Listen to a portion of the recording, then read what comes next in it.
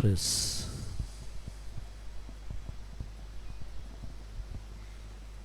مسیح کے پرفضل نام میں جو سب ناموں سے اعلیٰ، اس نام میں میرا سلام آپ کو پہنچے۔ تمام تر دیکھنے اور سننے والوں کو جو ملک پاکستان میں یا پاکستان سے باہر مجھے دیکھ اور سن رہے ہیں، خدا آپ سبوں کو بھی برکت دے۔ اور آج میرے عزیزوں، دوبارہ ہم اسی اپنے ٹاپک پر آئیں گے جہاں سے ہم نے چھوڑا تھا۔ ہم نے مکاشفہ کی کتاب کے 11ویں باب کی 19ویں آیت کو ہم نے ختم کیا، اور آج صبح ہم مکاشفہ کی کتاب کے 12ویں باب کو شروع کرنے والے ہیں۔ 12واں باب چلتے چلتے چلتے چلتے ایمان رکھتا ہوں اس بات پر کہ ایک دن ایسا آئے گا کہ جب ہم مکاشفہ کی کتاب اس کے 22ویں باب اور اس کی 21ویں آیت تک پہنچ جائیں گے۔ آمین۔ اور پھر ہمیں مکاشفات جو بھیدوں سے بھری ہوئی ہے، اس کتاب کی تھوڑی سی سمجھ آئے گی اور ہم اپنی زندگیوں کو خدا کے تابع کریں گے۔ آمین۔ نکالیے گا پھر میرے ساتھ مکاشفہ کی کتاب اس کا 12واں باب اور اس کی پہلی آیت، صفحہ نمبر نئے عہد نامے میں 250 پر یہ آیت آپ کو ملے گی۔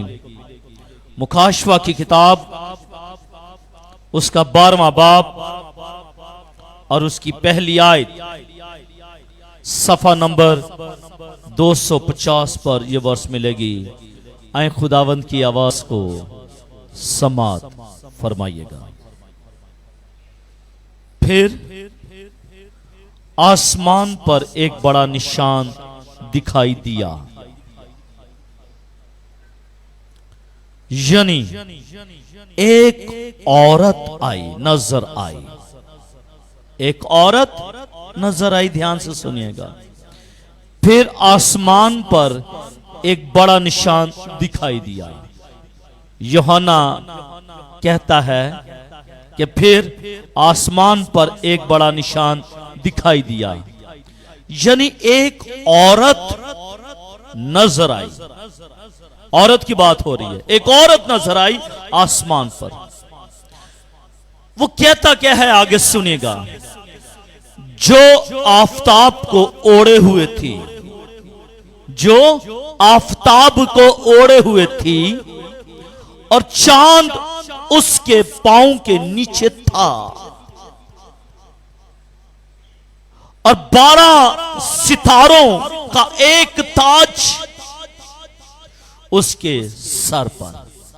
خدا کے پاک کلام کا پڑھا سنا اور سمجھا جانا ہمارے لیے باعث برکت ہو سب کے گا، آمین۔ اس اقتباس کو اگر ہم 6 آیات کو ہم تھارولی پڑھیں تو ہم سمجھ پائیں گے کہ کیا بات ہو رہی ہے، لیکن آج صبح صرف مکاشفہ کی کتاب اس کا 12واں باب اور اس کی پہلی آیت تھی کا ہم مطالعہ کریں گے۔ یوحنا آسمان پر ایک بڑا نشان دیکھتا ہے، اور جب نشان دیکھتا ہے تو کہتا ہے ایک عورت ہے، آسمان پر ایک عورت ہے۔ کسی مرد کی بات نہیں کی گئی، کسی عورت کی بات کی گئی ہے۔ ایک عورت ہے، اور وہ عورت جو ہے وہ آفتاب کو اوڑے ہوئے ہے۔ یعنی کہ آفتاب کون ہے؟ سورج۔ خدا کا کلام یہ کہتا ہے کہ وہ سورج کو اوڑے ہوئے ہے، جیسے عورت دوپٹے کو اوڑھتی ہے، اسی طرح یہ عورت آفتاب کو، سورج کو اوڑے ہوئے ہے۔ اور چاند، کیوں بہن جی؟ چاند اس کے پاؤں کے نیچے ہے۔ چاند جو ہے اس کے پاؤں کے نیچے ہے۔ پھر کیا کہتا ہے؟ 12 ستاروں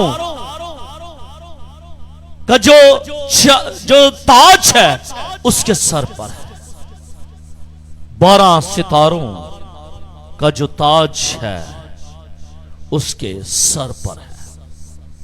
अब मेरे ख्याल में आपको इस वर्स की समझ आ गई होगी। मेरे अज़ीज़ों, अगर हम गौर से देखें तो 12 से 14 अबवाब पढ़ लीजिएगा घर जाके। 12वें बाब, 13वें बाब और 14वें बाब में 7 अहम किरदारों का तारुफ है।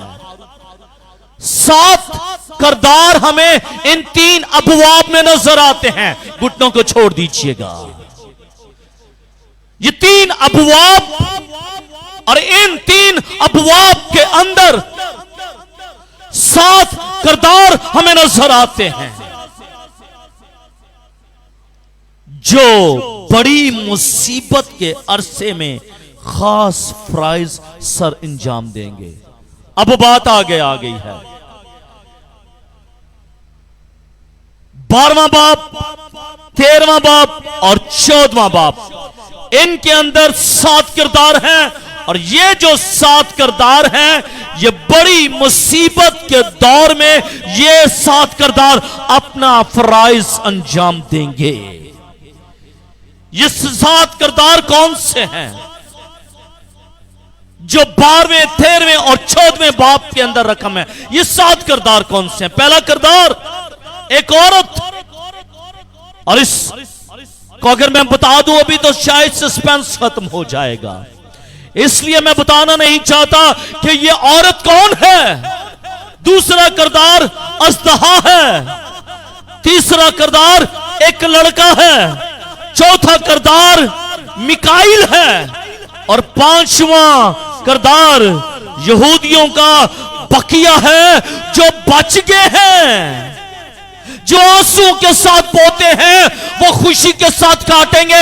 ये वही बकिया है जो बाबुल की असीरी से वापस आए। फिर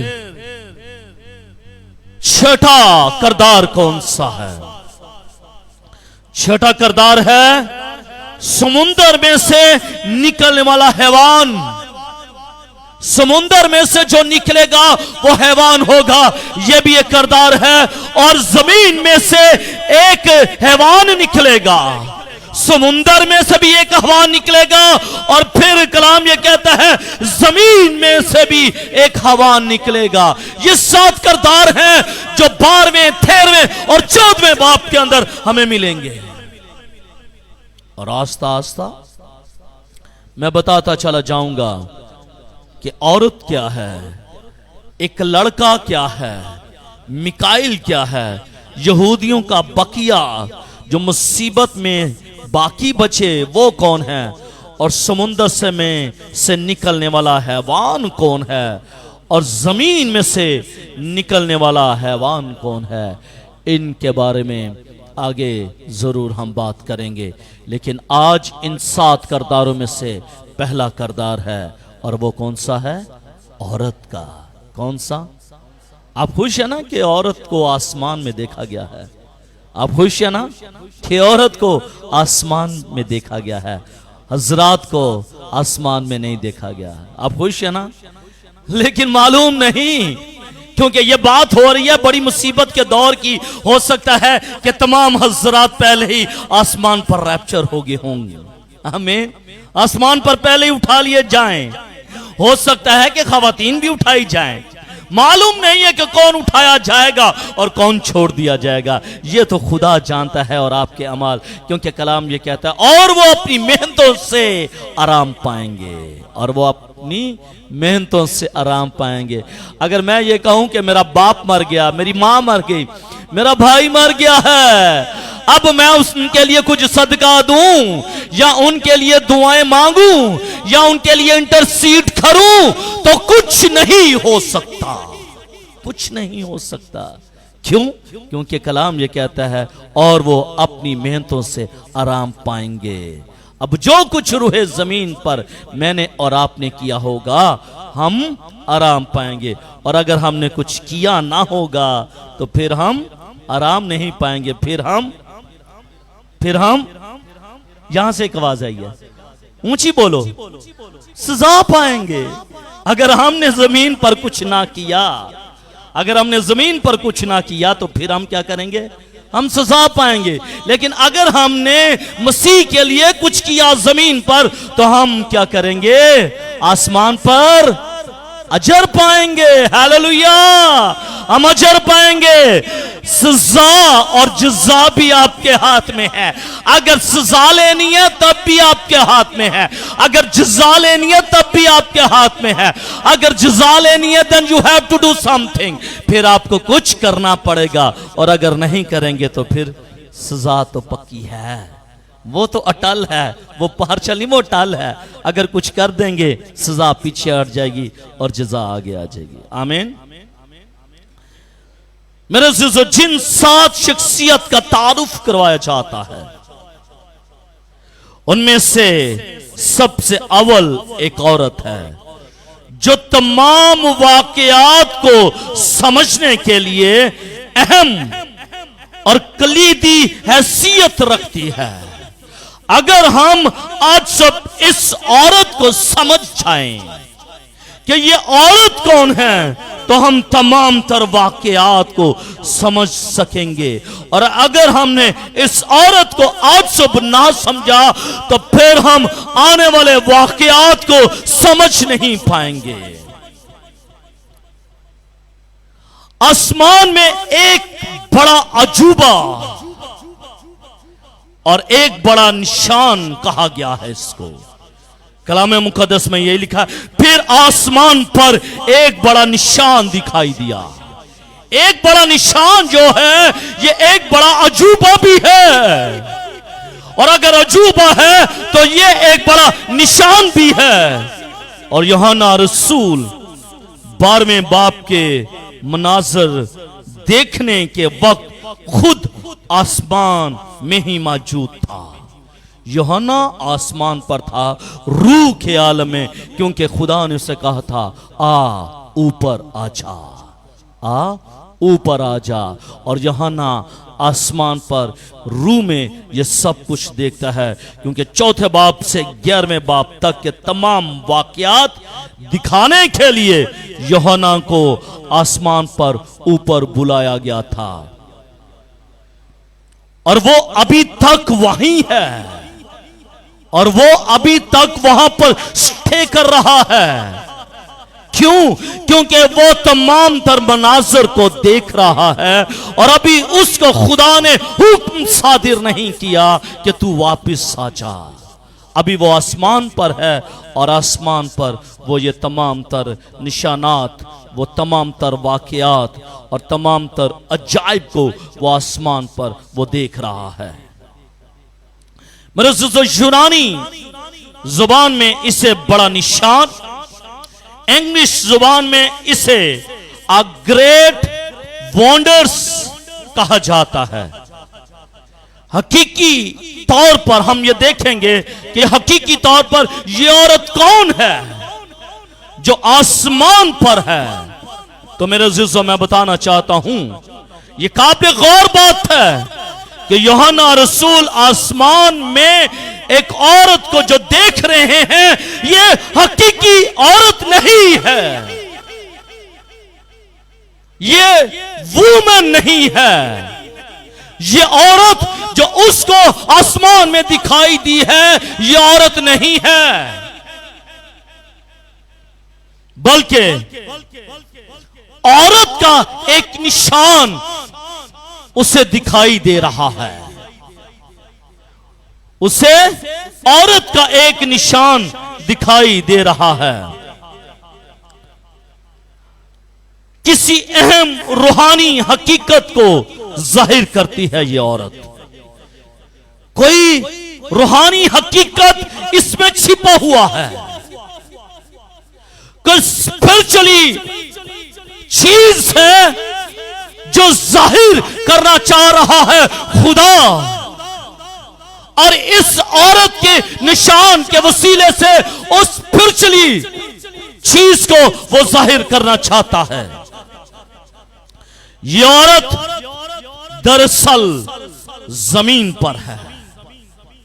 یہ عورت دراصل زمین پر ہے، لیکن زمین پر رہتے ہوئے آسمان پر اس کا ایک نقش، ایک نشان وہ دکھائی دیا جا رہا ہے وہ عورت زمین پر، لیکن نشان آسمان پر نظر آ رہا ہے۔ کچھ ڈیفیکلٹ ہے، کچھ مشکل ہے، بولیے گا مشکل ہے، یس، لیکن آپ کی اس مشکل کو خدا کا کلام آسان بنائے گا، آمین۔ ہے عورت جو زمین پر ہے، لیکن اس کا ایک نشان آسمان پر دکھائی دیا جا رہا ہے، ایک نشان ہے، اور ایک بڑا عجوبہ سا یوحنا دیکھ رہا ہے۔ یوحنا اس نشان کو آسمان میں دیکھتا ہے تاکہ اس کے بارے میں خدا کا ارادہ اور خدا کا مقصد آسمان پر ظاہر ہو سکے۔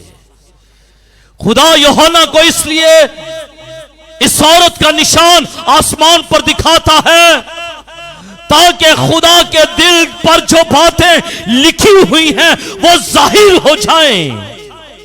خدا یوحنا پر یہ بات ظاہر کرنا چاہتا ہے کہ یہ عورت کون ہے، یہ عورت کون ہے جو ہے تو زمین پر، لیکن اس کا نشان آسمان پر نظر آ رہا ہے۔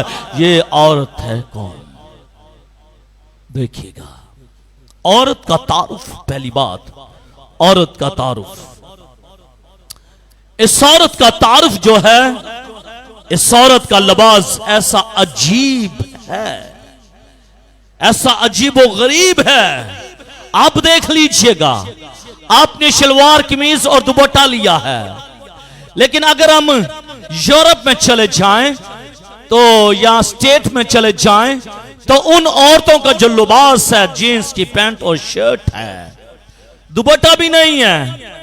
میں کریٹیسائز اس کلچر پر نہیں کر رہا، بلکہ اس کلچر کی بات آپ کو بتا رہا ہوں۔ ان عورتوں نے جینز اور ٹی شرٹس پہنی ہیں، یہاں کی عورت نے شلوار قمیض اور دوپٹہ لیا ہے۔ اور کچھ ایسی ریاستیں بھی ہیں جن کے اندر ساڑی چلتی ہے، کچھ ایسی ریاستیں بھی ہیں جن کے اندر میکسی چلتی ہے، یعنی کہ عورت نے کچھ نہ کچھ ضرور پہنا ہے، عورت نے کچھ نہ کچھ ضرور پہنا ہوا ہے۔ اور اگر زمین پر عورت پر ان عورتوں نے لباس پہنا ہوا ہے اور اپنے بدنوں کو ڈھانپا ہوا ہے اپنے کپڑوں سے، تو پھر یہ عورت جو ہے اس نے بھی ڈھانپا ہوا ہے اپنے آپ کو۔ اور ڈھانپا کس سے ہے؟ آفتاب سے۔ آفتاب سے اس نے اپنے آپ کو لپیٹا ہوا ہے، یعنی کہ جو آفتاب ہے اس نے آفتاب کو اوڑھ لیا ہے، آفتاب کو اوڑھ لیا ہے، اور چاند اس کے پاؤں کے نیچے ہے۔ آپ کے پاؤں کے نیچے کیا ہوتی ہے؟ جوتا ہوتا ہے، لیکن کلام یہ کہتا ہے کہ اس کے پاؤں کے نیچے کیا ہے؟ چاند ہے، اور 12 ستاروں کا تاج اس کے سر پر ہے، اس کے سر پر ہے۔ یہ اس عورت کا تعارف ہے۔ اور اگر ہم بائبل مقدس 12ویں باب کی چند آیات کو آگے پڑھیں تو ہمیں معلوم یہ پڑتا ہے کہ وہ عورت حاملہ تھی، وہ عورت حاملہ تھی، وہ عورت حاملہ تھی۔ پھر آگے پڑھیں بائبل مقدس سے تو کلام یہ کہتا ہے اور درد زے میں چلاتی تھی، یعنی کہ اس کو وہ ٹائم آ گیا کہ وہ اپنے بچے کو جنم دے سکے۔ اور جب درد زے لگتا ہے تو خواتین چلاتی ہیں، درد کے ساتھ روتی ہیں۔ کلام یہ کہتا ہے کہ یہ عورت جس نے آفتاب کو اوڑے ہوئے ہے، چاند اس کے پاؤں کے نیچے ہے، 12 ستاروں کا تاج اس کے سر پر ہے، کلام یہ کہتا ہے کہ یہ عورت حاملہ ہے اور درد زہ سے یہ چلاتی ہے، اور ایک بڑا لال اژدہا اس کا دشمن بھی ہے۔ اس عورت کا ایک دشمن ہے، اور وہ دشمن کون ہے؟ ایک بڑا لال اژدہا اس کا دشمن بھی ہے۔ اس کا مطلب یہ ہوا کہ اس عورت کا ایک دشمن بھی ہے، لیکن اس عورت کی مدد کی گئی ہے اور اس کی حفاظت اور اس کی پرورش بھی کی گئی ہے۔ یہ ہے اس عورت کا تعارف۔ اب ہم نے یہ دیکھنا ہے دوسری بات کہ اس عورت کی شناخت کس طرح کی جا سکتی ہے کہ یہ عورت ہے کون سی، کیونکہ بائبل مقدس میں بہت سی خواتین ہیں، بہت سی خواتین ہیں۔ کیا وہ ان خواتین میں سے کوئی ایک ہے؟ نبیہ بھی بہت ساری تھی۔ کیا یہ عورت ان میں سے ہے، یا پھر یہ عورت کسی اور میں سے ہے؟ یہ عورت ہے کون؟ اب اس کی شناخت ہم کریں گے۔ کچھ لوگوں کا خیال ہے، کچھ لوگ یہ سوچتے ہیں کہ یہ عورت کماری مریم ہے۔ یہ عورت کون ہے؟ یہ عورت کون ہے؟ بولیے گا بیٹا، یہ عورت کون ہے؟ کماری مریم۔ وہ یہ کہتے ہیں کہ یہ عورت کون ہے؟ کنواری مریم۔ اور کنواری مریم نے آفتاب کو اوڑے ہوئے ہے، مقدسہ مریم کے پاؤں کے نیچے چاند ہے، اور مقدسہ مریم کے سر پر 12 ستاروں کا تاج ہے، اور وہ حاملہ بھی ہے، اور وہ درد زہ میں بھی ہے، اور لال دشمن بھی، لال اژدہا بھی ہے، وہ اس کا دشمن ہے۔ وہ یہ کہتے ہیں کہ یہ عورت جو آسمان پر نظر آئی ہے یہ مقدسہ مریم ہے۔ کچھ لوگوں کا یہ خیال ہے۔ تو کیا آپ اس بات سے اگری کرتے ہیں کہ یہ مقدسہ مریم ہے جو آسمان پر نظر آئی ہے، جس نے آفتاب کو اوڑے ہوئے ہے؟ کیا آپ اس بات کو سمجھتے ہیں کہ یہ مقدسہ مریم ہے؟ کیوں بہن جی؟ کیا آپ یہ سوچتے ہیں کہ یہ مقدسہ مریم ہے؟ کیوں بہن فری؟ آپ یہ سوچتے ہیں کہ یہ مقدسہ مریم ہے جو آفتاب کو اوڑے ہوئے ہے، جو چاند کو اپنے پاؤں کے نیچے رکھے ہوئے ہے، جس کے سر پر 12 ستاروں کا تاج ہے؟ کچھ مفسرین، کچھ لوگ یہ کہتے ہیں کہ یہ مقدسہ مریم ہے، مگر اس عورت کا حالیہ پڑھ کر ہم فوراً سمجھ سکتے ہیں، کیونکہ ابھی میں نے اس عورت کا حالیہ پڑھ کر آپ کو نہیں سنایا۔ جو چند آیات آگے اگر آپ پڑھیں گے، دوسری، تیسری، چوتھی اور پانچویں اور چھٹی آیت کو جب آپ پڑھ لیں گے تو آپ کو اس عورت کا حالیہ پتہ چل جائے گا، اور آپ یہ کہنے پر مجبور ہو جائیں گے کہ یہ مقدسہ مریم نہیں ہے، یہ مقدسہ مریم نہیں ہے۔ مثلا اسی باب کی 6 اور 14 آیت میں لکھا ہے کہ وہ عورت بیابان میں بھاگ گئی۔ اس عورت کے بارے میں لکھا ہے کہ وہ بیابان میں بھاگ گئی۔ پھر لکھا ہے اور 1260 دن تک اس کی پرورش کی گئی اس عورت کی۔ یعنی کہ کس کی بات ہو رہی ہے؟ مصیبت کے دور کی بات ہو رہی ہے، یعنی کہ 1260 دنوں میں اس مریم کی پرورش کی گئی ہے، اس کی حفاظت کی گئی ہے۔ کیا مریم کو آسمان پر سے من کھلایا گیا؟ خود بتائیے گا نا، من کھلایا گیا؟ من کھلایا گیا؟ کس نے کہا یس؟ مریم کی بات ہو رہی ہے، مریم کو من کھلایا گیا؟ نہیں، کیا مریم کو چکمار کی چٹانوں سے پانی پلایا گیا؟ آپ تو خود کہہ رہے نہیں. اس کا مطلب اگر آپ یہ کہہ رہے ہیں کہ یہ مریم نہیں، آپ کو تو معلوم ہے. میرے عزیزو، اسی عورت کو بڑے عقاب کے 2 پر دیے گئے. کیا یہ مریم ہے؟ مریم کو عقاب کے 2 پر دیے گئے نہیں، تاکہ بیابان میں 3.5 سال تک رہے. نہیں، ایسی چیزوں کا اطلاق مریم پر نہیں ہوتا. اس لیے جو لوگ یہ کہتے ہیں کہ یہ مقدسہ مریم ہے، ان کی سوچ بند ہوئی ہے، بند ہوئی ہے. مقدسہ مریم کو آسمان پر نہیں دیکھا گیا، کیونکہ کلام یہ کہتا وہ تو ہے زمین پر ہے، لیکن اس کا ایک بڑا نشان آسمان پر دکھائی دیا جا رہا ہے. اس کا مطلب یہ ہوا کہ یہ مقدسہ مریم یہ نہیں ہے.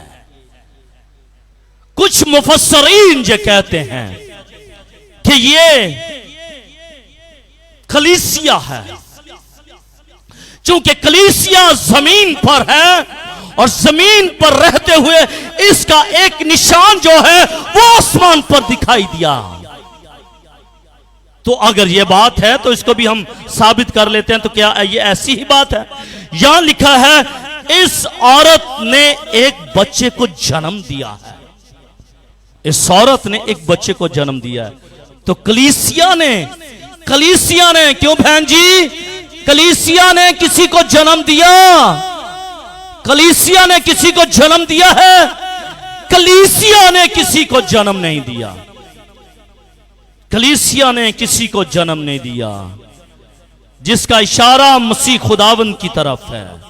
کیا کلیسیا نے مسیح یسوع کو جنم دیا ہے؟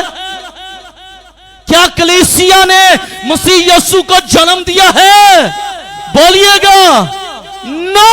نہیں، کلیسیا نے یسوع مسیح کو جنم نہیں دیا، بلکہ یسوع مسیح کے خون کے وسیلے سے جو اس کی پسلی میں بھالا لگایا گیا تھا، اس پسلی کے خون کے وسیلے سے کلیسیا کو جنم دیا گیا ہے. اس کا مطلب یہ ہوا کلیسیا کو پیدا کیا گیا ہے. اور کلیسیا کس کے وسیلے سے پیدا ہوئی ہے؟ یسوع مسیح کے خون کے وسیلے سے وہ کلیسیا پیدا ہوئی ہے. ایک بڑی بھاری قیمت دے کر خداوند یسوع مسیح نے کلیسیا کو جنم دیا ہے. کلیسیا کو یسوع مسیح نے جنم دیا ہے. کلیسیا نے یسوع مسیح کو جنم دیا ہے نا؟ دھیان سے سنیے. کلیسیا نے یسوع مسیح کو جنم دیا ہے. بلند آواز سے کہیے،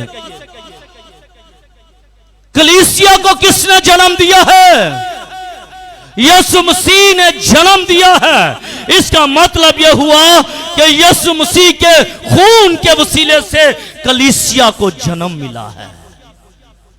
تو اگر کلیسیا کو جنم یسوع مسیح کے خون کے وسیلے سے ملا ہوا ہے، تو پھر کلام یہ کہتا ہے کہ اس عورت کے وسیلے سے وہ حاملہ بھی ہے اور اس نے جنا بھی ہے.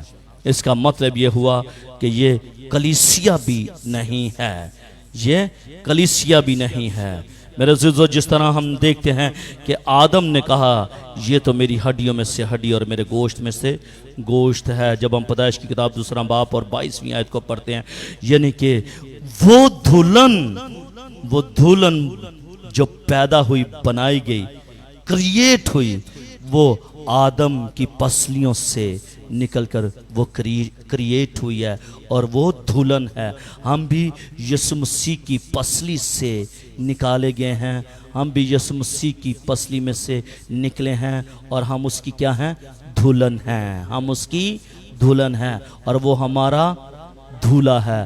ہم اس کی ماں نہیں ہیں کلیسیا ماں نہیں ہے، کلیسیا نے یسوع مسیح کو جنم نہیں دیا، بلکہ ہم یہ دیکھتے ہیں کہ یسوع مسیح کے خون کے وسیلے سے کلیسیا کا جنم ہوا ہے، کلیسیا کا جنم ہوا ہے۔ اس کو ایک لگا دیں بھائی، اس کو ایک لگا دیں اس بچے کو، اور اس کے ہاتھ سے لے لیں، لگا دیں اور اس کے ہاتھ سے پکڑ لیں، اور اسے بتائیں کہ چرچ میں کیسے بیٹھنا ہے۔ اس کا مطلب یہ ہوا کہ یہ عورت نہ تو کلیسیا ہے، اور یہ عورت نہ کلیسیا ہے، اور نہ ہی یہ مقدسہ مریم ہے، یہ دونوں نہیں ہیں۔ تو پھر یہ عورت جو آسمان پر دکھائی دی گئی ہے، یہ عورت کون ہے؟ یہ عورت کون ہے؟ نہ مقدسہ مریم ہے، نہ کلیسیا ہے، پھر یہ ہے کون؟ یہ عورت کون ہے؟ میرے عزیزو، یہ عورت قوم بنی اسرائیل ہے، یہ عورت قوم بنی اسرائیل ہے۔ اسی لیے میں نے 6 آیات کو مکمل نہیں پڑھا، کیونکہ میں جانتا تھا کہ اگر میں پڑھ گیا تو آپ اس کلو کے پاس پہنچ جائیں گے، اور میں نہیں چاہتا تھا کہ آپ اس کلو تک پہنچے۔ پڑھیے گا، اب پڑھیں گے تو معلوم پڑے گا۔ پھر آسمان پر ایک بڑا نشان دکھائی دیا، یعنی ایک عورت نظر آئی جو آفتاب کو اوڑے ہوئے تھی، اور چاند اس کے پاؤں کے نیچے تھا، اور 12 ستاروں کا تاج اس کے سر پر۔ وہ حاملہ تھی اور درد ذہ میں چلاتی تھی، اور بچہ جننے کی تکلیف میں تھی۔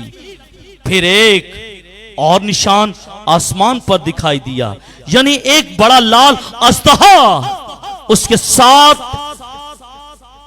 سر اور 7 سینگ تھے، اور اس کے سروں پر 7 تاج، اور اس کی دم نے آسمان کے تہائی ستارے کھینچ کر زمین پر ڈال دیے۔ اور وہ اژدہا اس عورت کے آگے جا کھڑا ہوا جو جننے کو تھی، تاکہ جب وہ جنے تو اس کے بچے کو نگل جائے،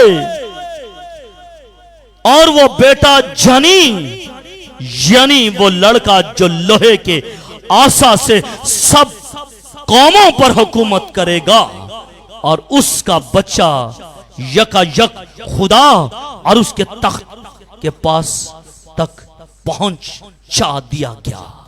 اور وہ عورت اس بیابان کو بھاگ گئی جہاں خدا کی طرف سے اس کے لیے ایک جگہ تیار کی گئی تھی، تاکہ وہاں 1260 دن تک اس کی پرورش کی جائے، اس کی پرورش کی جائے۔ میرے عزیزو، اب باتیں کلیئر ہو گئیں کہ یہ مقدسہ مریم نہیں ہے، اور نہ یہ کلیسیا ہے، بلکہ یہ عورت قوم بنی اسرائیل ہے، یہ عورت قوم بنی اسرائیل ہے، یہ عورت قوم بنی اسرائیل ہے۔ مسیح خداوند کو دنیا میں لانے کا وسیلہ کون بنا؟ قوم بنی اسرائیل بنا۔ ہم یہ کہتے ہیں کہ مریم، ہاں ٹھیک ہے، مریم کے بدن سے یسوع مسیح پیدا ہوا، لیکن کس کے وسیلے سے، کس کے نسب نامے سے، کس کے آباء و اجداد سے یسوع مسیح پیدا ہوا؟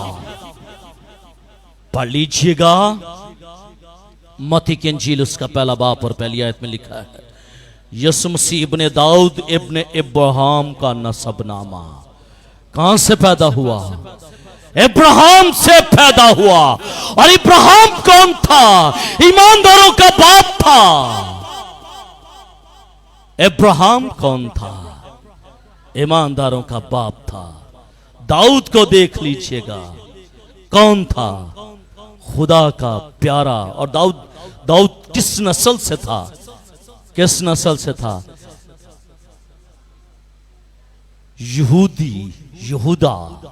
یہودی قوم سے تعلق رکھنے والا تھا۔ اس کا مطلب یہ ہوا کہ یسوع مسیح کس قوم سے پیدا ہوا؟ قوم بنی اسرائیل سے، یہودیوں سے پیدا ہوا۔ اور نپولین کا بیان ہے کہ بنی اسرائیل قوم تاریخ کا ایک بڑا معجزہ ہے. نپولین یہ کہتا ہے کیوں کہ یہ ان کے زندگی میں معجزات ہی معجزات ہمیں نظر آتے ہیں. یہ معجزات سے بھرا ہوا یہ گروہ تھا. رومی اس کا نامہ باب اور 5ویں آیت میں لکھا ہے اور قوم کے بزرگ انہی کے ہیں. قوم کے جو 12 جو بزرگ ہیں کن میں سے ہیں؟ انہی میں سے ہیں. اور جسم کے روح سے مسیح بھی انہی میں سے ہے جو سب کے اوپر اور عبدالآباد تک خدا معبود ہے. اس کا مطلب ہے کہ قوموں کے بزرگ بھی انہی میں سے ہیں، قوم بنی اسرائیل میں سے، اور یسوع مسیح بھی جو ہے وہ انہی میں سے ہے. اور پالوس کہتا ہے کہ جسم کے اعتبار سے خداوند یسوع مسیح داؤد کی نسل سے پیدا ہوا. داؤد کی نسل سے پیدا ہوا. کس کی نسل سے؟ داؤد کی نسل سے، جسم کے اعتبار سے. لیکن اگر ہم پیچھے چلے جائیں تو ہے کون؟ پیچھے چلے جائیں، پیچھے اینڈ پر چلے جائیں تو ہمیں کون نظر آتا ہے؟ ہمیں قوم بنی اسرائیل نظر آتی ہے. اور اگر ہم نسب نامے کو اگر ہم پڑھنا شروع کر دیں پیچھے سے، یعنی کہ آگے سے پیچھے تک پڑھنا شروع کر دیں تو ہمیں معلوم پڑے گا کہ یسوع مسیح کس کی نسل سے پیدا ہوا؟ داؤد کی نسل سے پیدا ہوا. پرانے عہد نامے میں بنی اسرائیل قوم کو ماں سے یا بیوی سے یا بیوہ عورت سے تشبیہ دی گئی ہے. خداوند یسوع مسیح کی بابت کہا گیا ہے کہ جو لوہے کے آسا سے حکومت کرے گا. اور یہ زمین کی سب قوموں پر خداوند یسوع مسیح کی 1000 سالہ بادشاہی کی طرف اشارہ ہے. عہد حکومت ابھی مستقبل میں ہے، لیکن یہ حقیقت صاف عیاں ہے کہ جو لڑکا ساری دنیا پر حکومت کرے گا وہ اسی عبرانی نسل سے ہوگا. لہذا اس لڑکے کو جنم دینے والی عورت نشان کے طور پر بنی اسرائیل قوم ہی کی ہے. کس نے جنم دیا؟ قوم بنی اسرائیل نے. اور قوم بنی اسرائیل کا ہم پر زمین پر، اور قوم بنی اسرائیل کا ایک چھوٹا نشان ہمیں آسمان پر نظر آتا ہے. اس کا مطلب یہ ہوا کہ یہ عورت جو آسمان پر ہمیں نظر آ رہی ہے، یہ عورت کون ہے؟ یہ عورت قوم بنی اسرائیل ہے. یہ عورت کون ہے؟ یہ قوم بنی اسرائیل ہے. اور یوحنا قوم بنی اسرائیل کو آسمان پر ایک بڑے نشان کی صورت میں دیکھ رہا ہے. اس کا مطلب یہ ہوا، بات کلیئر ہو گئی کہ یہ عورت نہ تو کلیسیا ہے اور یہ عورت نہ ہی مقدسہ مریم ہے، بلکہ یہ عورت جسم کے اعتبار سے یہ کون ہے؟ یہ قوم بنی اسرائیل ہے. اور یسوع مسیح اسی قوم سے یسوع مسیح پیدا ہوا ہے. اور اسی قوم نے، ہم دیکھتے ہیں جب آگے چل کر دیکھیں گے تو یہ بیابان میں ہمیں نظر آئے گی. یہی عورت کو 2 پر دیے جائیں گے. یہی عورت 1260 دن تک بیابان میں رہے گی، یعنی کہ بڑی مصیبت کے دور میں یہ رہے گی. آگے چل کر ہمیں یہ چیزیں کلیئر ہوتی جائیں گی کہ یہ عورت جو ہے مقدسہ مریم نہیں، یہ عورت کلیسیا نہیں، یہ عورت کوئی جو نبوت کرنے والی عورتیں تھیں وہ نہیں، بلکہ یہ عورت قوم بنی اسرائیل ہے. یہ عورت قوم بنی اسرائیل ہے. اور اگر یہ عورت قوم بنی اسرائیل ہے تو کلام یہ کہتا ہے کہ اس کا لباس کیا ہے. تیسری اور آخری بات، چونکہ یہ پہلی آیت اس کا تعارف تھا، اس لیے صرف آج اس کا تعارف ہی بیان ہوگا. آگے ہم اس کی ڈیپتھ میں جائیں گے تو پھر اور زیادہ مزہ آئے گا. لیکن پہلے آج صبح ہم نے اس عورت کو دیکھنا تھا کہ یہ عورت کون ہے، اس کی شناخت کیا ہے اور اس کا لباس کیا ہے. اس کے لباس پر اگر ہم غور کریں تو ہم دیکھتے ہیں کہ اس عورت کے لباس اور دیگر باتوں پر غور کرتے ہیں اس عورت نے جو لباس پہنا ہوا ہے، اس آیت کے اندر جو ہمیں نظر آتا ہے وہ ہے کہ آفتاب کو اوڑے ہوئے ہے، چاند کو اپنے پاؤں کے نیچے رکھے ہوئے ہے، اور 12 ستاروں کا کیا ہے؟ تاج اس کے سر پر ہے۔ میرے عزیزو، یہ ایسی بات نہیں ہے کہ آفتاب، مہتاب اور ستاروں کا ذکر بائبل مقدس کے اندر مکاشفہ کی کتاب اس کے 12ویں باب پر پہلی آیت میں پہلی دفعہ آیا ہے۔ نہ، پہلی دفعہ نہیں آیا، بلکہ یہی بات جو بائبل مقدس کی آخری کتاب میں ہمیں نظر آتی ہے، یہی بات ہمیں بائبل مقدس کی پہلی کتاب میں بھی یہی بات ہمیں نظر آتی ہے۔ یہی چیز، یہی بات ہمیں پیدائش کی کتاب میں نظر آتی ہے، اور یہی بات ہمیں بائبل کی آخری کتاب مکاشفہ کی کتاب میں بھی نظر آتی ہے۔ جب ہم پیدائش کی کتاب اس کے 37ویں باب اور اس کی نامی آیت کو جب ہم پڑھتے ہیں تو ہم یہ دیکھتے ہیں کہ میں سورج اور چاند اور 11 ستاروں کا ذکر پہلے آ چکا ہے۔ کب ایک شخص جو خدا سے محبت کرنے والا لیکن اپنے ہی بھائیوں کے ہاتھوں بک گیا، اپنے ہی بھائیوں کے ہاتھ غلام ہو گیا، اپنے ہی بھائیوں کے ہاتھوں وہ مصر کی غلامی میں چلا گیا۔ بیچنے والے کون؟ غلام کرنے والے کون؟ غلامی میں بھیجنے والے کون؟ اس کے اپنے ہی بھائی تھے جنہوں نے اس کو غلام بنا دیا، جس کو بیچ ڈالا، جس کو دے دیا مشکل میں، پریشانی میں، نامناسب حالات میں انہوں نے اپنے ہی بھائی کو دے دیا۔ سوچا نا کہ کل کیا ہوگا، لیکن جس بھائی کو بیچا گیا، جس بھائی کو فروخت کیا گیا، جس بھائی کو غلام بنایا گیا، جس بھائی کو مصر میں بھیج دیا گیا، آج وہی بھائی ایک خواب دیکھتا ہے، ایک خواب دیکھتا ہے، اور جب وہ خواب دیکھتا ہے تو اس کا باپ بھی اس کی تعبیر کرتا ہے، اس کا باپ بھی اس کی تعبیر کرتا ہے۔ بچے خواب دیکھتے ہیں، پیرنٹس تعبیر کرتے ہیں۔ آمین۔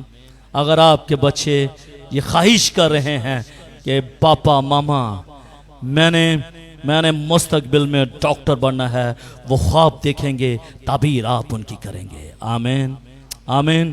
وہ خواب دیکھیں گے، بچے خواب دیکھیں گے، پیرنٹس تعبیر کریں گے، پیرنٹس کوشش کریں گے کہ جو یہ خواب یہ دیکھ رہے ہیں اس کو مکمل کیا جائے۔ لیکن جو ہم بائبل مقدس میں پیدائش کی کتاب اس کے 37ویں باب اور 9ویں آیت کو جب ہم پڑھتے ہیں تو یہاں پر بھی بیٹے نے خواب دیکھا، اور جو بیٹے نے خواب دیکھا باپ تعبیر کر رہا ہے، اور جب باپ تعبیر کر رہا ہے تو پھر وہ ساتھ میں اس کی زندگی کے اندر ایک بات بھی آ رہی ہے، وہ یہ کہتا ہے کیا میں اور تیری ماں اور تیرے بھائی سچ مچ تیرے آگے زمین پر جھک کر تجھے سجدہ کریں گے؟ کیا سوالیہ انداز میں کہتا ہے کہ کیا تیرا باپ بھی تجھے سجدہ کرے گا؟ کیا تیری ماں بھی تجھے سجدہ کرے گی؟ کیا تیرے بھائی بھی تجھے سجدہ کریں گے؟ خواب دیکھتا ہے بیٹا، اور جو خواب دیکھ رہا ہے وہ دیکھتا کیا ہے؟ سورج کو دیکھ رہا ہے، سورج جھک گیا ہے، مہتاب جھک گئے ہیں، ستارے اس کے سامنے جھک گئے ہیں۔ یہ چیز جو مکاشفہ کی کتاب میں ہم نے دیکھی، یہی چیز ہم پیدائش کی کتاب میں بھی دیکھتے ہیں۔ جب خدا کا کلام، میرے عزیزو، جب خدا کا کلام خود مشکل باتوں کی تفسیر خود کر دیتا ہے تو پھر ہمیں ضرورت کس بات کی ہے کہ ہم خدا کی مشکل باتوں کی تفسیر کرنے کی کوشش کریں، اپنی عقل اور اپنے ناقص علم کی مدد سے غلط تشبیہات استعمال کر کے غلط اندازے لگانے اور غلط نتائج نکالنے کی کہ ہمیں کیا ضرورت ہے، جبکہ خدا کا کلام ہی ہمیں یہ کلام دے رہا ہے اور خدا کا کلام ہی اس کی تفسیر کر رہا ہے. خدا کا کلام صاف صاف بتاتا کہ یہ حقیقی عورت نہیں بلکہ بنی اسرائیل کو یہ ظاہر کر رہا ہے، اور یہ ایک بڑا نشان ہے جو قوم بنی اسرائیل قوم کا یہ ایک بڑا نشان ہے، اور اس کے سر پر تاج ہے اور اس کی شاہی شان و شوکت کو ظاہر کرتا ہے جو اس کے سر پر تاج ہے. اور 12 ستارے بنی اسرائیل کے 12 قبیلوں کو ظاہر کر رہے ہیں. 12 ستارے جو وہ دیکھ رہا ہے وہ 12 ستارے کیا ہے؟ 12 قبیلے ہیں. تاج بنی اسرائیل کی حکومت کو اور 12 کا عدد اس کی سلطنت کی مضبوط انتظامی بنیاد اور اختیار کو ظاہر کر رہا ہے.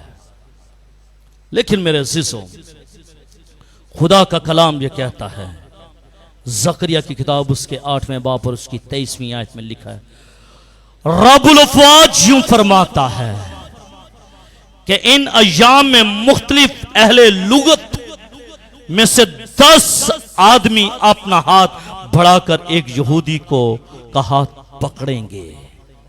کتنے؟ 10 آدمی ہاتھ بڑھا کر ایک یہودی کا ہاتھ پکڑیں گے. یہودی قوم چھوٹی سی ہے. کلام زکریا نے پہلے ہی کلام کر دیا ہے کہ 10 آدمی اٹھیں گے اور ایک یہودی کو پکڑیں گے، اٹھائیں گے کہ ہم تمہارے ساتھ جائیں گے کیونکہ ہم نے سنا ہے کہ خدا تمہارے ساتھ ہے. آمین. خدا ابھی نہیں، خدا 700 سال پہلے بھی یہی پروفیسی کر رہا ہے زکریا کی زبان سے کہ خدا تمہارے ساتھ ہے.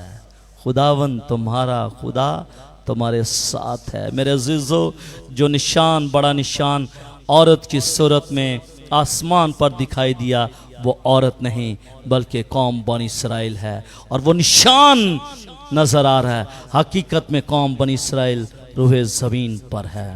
بے شک یہ پراگندہ ہے، بے شک یہ تتر بتر ہے، بے شک ان کے قبیلوں کا علم نہیں ہے، لیکن زکریا یہ کہتا ہے کہ وہ وقت آنے والا ہے رب الافواج فرماتا ہے، اور جو رب الافواج فرماتا ہے وہ ہو جاتا ہے، وہ ہو جاتا ہے. بے شک قوم بنی اسرائیل تتر بتر ہے، لیکن اگر رب الافواج کہہ رہا ہے کہ 10 آدمی اٹھیں گے ایک یہودی کو بچانے کے لیے تو ایسا ہوگا. ابھی بے شک 10 آدمی ایک یہودی کو مارنے کے لیے کھڑے ہیں، لیکن کلام یہ کہتا ہے کہ 10 آدمی اٹھیں گے ایک یہودی کو بچانے کے لیے. میرے عزیزو، کیا میں اور آپ ان 10 میں شامل ہیں؟ کیا میں اور آپ ان 10 کی لسٹ میں ہیں کہ ہم اپنا ہاتھ بڑھائیں گے اور ایک یہودی کو بچا لیں گے؟ خدا کی درینہ خواہش ہے، خدا یہ چاہتا ہے. پروفیسی کر دی گئی ہے، نبوت ہو گئی ہے کہ 10 آدمی اٹھیں گے ایک یہودی کو بچانے کے لیے. تو کیا ان 10 میں سے میرا نام یا پھر آپ کا نام ہے یا نہیں ہے؟ کیا ہم صرف گرانے والے ہیں؟ کیا ہم صرف دھکیلنے والے ہیں؟ یا پھر کیا ہم اٹھانے والے بھی ہیں؟ میرے پاس اس ماہ بہت سارے لوگ آئے اپنے کام کے سلسلے میں. میں نے کسی شخص کو ریفیوز نہیں کیا، میں نے ٹائم دیا ان کو، میں نے اسی میں بٹھایا، میں نے اپنے پیپرز استعمال کیے، میں نے اپنا پرنٹر استعمال کیا، اور جو وہ چاہتے تھے کہ پادری صاحب یہ ہمارے لیے کر دیں ان کو کر کے دیا تاکہ ان کی زندگیاں برکت پا سکیں. اگر ایک ایماندار شخص 10 خاندانوں کی برکت کا وسیلہ ہے تو اگر 10 آدمی کھڑے ہو جائیں گے تو 100 زندگیوں اور 100 خاندانوں کے لوگ بچ جائیں گے. لیکن ضرورت کیا ہے کہ کیا 10 آدمی کھڑے ہوں گے یا نہیں، یا پھر وہ 10 کے 10 گرانے والے ہوں گے. اگر وہ 10 بچانے والے ہوں گے تو پھر یقین مانیے گا کہ کلام یہ کہتا ہے کہ 100 آدمی بچ جائیں گے اور آسمان کی بادشاہی میں داخل ہو جائیں گے. آمین. اب دیکھنا یہ ہے کہ آپ گھرانے والوں میں سے ہیں یا بچانے والوں میں سے ہیں. آپ گرانے والوں میں سے ہیں یا پھر آپ بچانے والوں میں سے ہیں. اب آپ نے آگے ہاتھ بڑھانا ہے اور آپ نے زندگیوں کو بچانا ہے. اور اگر آپ نہ چاہیں تو آپ اپنا ہاتھ نہیں دے سکتے. آپ اپنا ہاتھ نہیں دے سکتے. It's depend on yourself. یہ آپ پر منحصر ہے کہ آپ نے اپنا ہاتھ بڑھانا ہے یا آپ نے اپنا ہاتھ پیچھے ہٹا لینا ہے. دیکھیے گا یسوع مسیح کو. یسوع مسیح نے اپنا ہاتھ بڑھا کر پوری انسانیت کو اپنی طرف کھینچ لیا ہے. آمین. پوری انسانیت کا فدیہ اس شخص نے دیا ہے اور کسی نے نہیں دیا. یسوع مسیح ہی وہ پرسنالٹی ہے جس کے وسیلے سے زندگیاں بچائی اور چھڑائی جائیں گی. اس کے بغیر آسمان کی بادشاہی کے وارث نہیں ہوں گے. آمین. اس کے بغیر آسمان کی بادشاہی کے وارث نہیں ہوں گے. اگر یسوع مسیح جو ہمارا لیڈر ہے اس کے وسیلے سے زندگیاں بچائی جا رہی ہیں تو پھر میرے اور آپ کے وسیلے سے کتنی زندگیاں بچائی جا رہی ہیں یا کتنی زندگیاں خراب ہو رہی ہیں. آج صبح خدا کا کلام ہمیں یہی بتاتا ہے کہ ہم نے ان 10 میں ہم نے شامل ہونا ہے اور اپنے ہاتھ کو بڑھانا ہے تاکہ ان زندگیوں کو بچا سکیں جو اس وقت بیابانی سفر میں ہیں, جو اس وقت اونا میں ہیں, جو اس وقت کیچ میں ہیں, جو اس وقت مزبلہ کے ڈھیر پر ہیں. میرے عزیزو, آپ نے ہاتھ بڑھانا ہے اور ان زندگیوں کو بچا لینا ہے تاکہ ان کا نشان آسمان پر نظر آئے. آمین. خدا مجھے اور آپ کو اس کلام کے وسیلے سے بڑی برکت دے. شکریہ. میرے عزیزو, اپنی آنکھوں کو بند کیجیے گا, اپنے سروں کو جھکائیے گا, ہم دعا مانگیں گے. آسمانی خداوند, ہم یسوع مسیح کے نام کے وسیلے سے آج سب تیری شکر گزاری کرتے ہیں کہ خداوند تو لوگوں کے ساتھ کلام کرتا ہے, تو لوگوں کے ساتھ بولتا ہے اور لوگ سنتے ہیں. خداوند جنہوں نے آج صبح تیری آواز کو سنا ہے, خداوند وہ تیرے قریب آ جائیں. ہمیں فضل دے دے کہ ہم بھی خداوند ان زندگیوں میں شامل ہو جائیں جو 10 اٹھیں گے اور ایک یہودی کو بچائیں گے. خداوند ہمیں بھی فضل دے دے کہ ہم بھی اٹھیں اور ہم ایک نہیں بلکہ 10 زندگیوں کو بچا لیں جو بے راہ روی کا شکار ہیں اور ان کو آسمان کی بادشاہی میں شامل کر سکیں. خدا ہمیں فضل دے دے. بس خداوند یہ کلام ان کی زندگی میں سرایت کرے, جڑ پکڑے اور 100 گنا پھل لائے. بڑی برکت دے مسیح کے نام سے. آمین.